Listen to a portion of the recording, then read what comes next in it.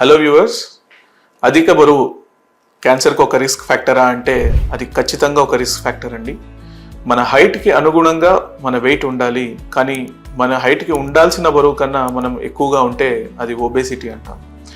ఈ obesity are ఊబకాయం వల్ల చాలా ప్రమాదకరమైన క్యాన్సర్లు వచ్చే ఆస్కారం ఉంటుంది.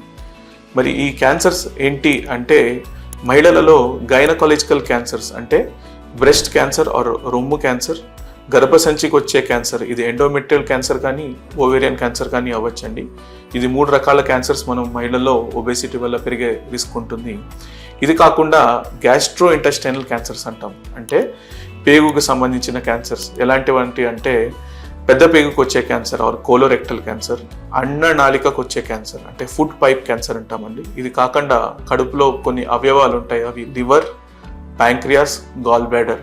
ఇవన్నీ కూడా ఎక్కువ బరువు ఉన్నప్పుడు, ఒబేసిగా ఉన్నప్పుడు, ఊబకాయం ఎక్కువ ఉన్నప్పుడు క్యాన్సర్ రిస్క్ పెరుగుతుందండి.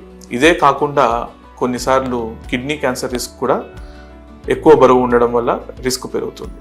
సో ఇది మనం ఎలా తగ్గించవచ్చు ఈ రిస్క్ని అంటే ప్రతిరోజు 30 minutes ఏరోబిక్ ఎక్సర్సైజ్ చేయడం వల్ల, ఇలానే వారానికి అట్లీస్ట్ 5 రోజులు ఎక్సర్సైజ్ చేయడం వల్ల 150 minutes of exercise every week exercise వల్ల రిస్క్ ఆఫ్ క్యాన్సర్ తగ్గుతుంది.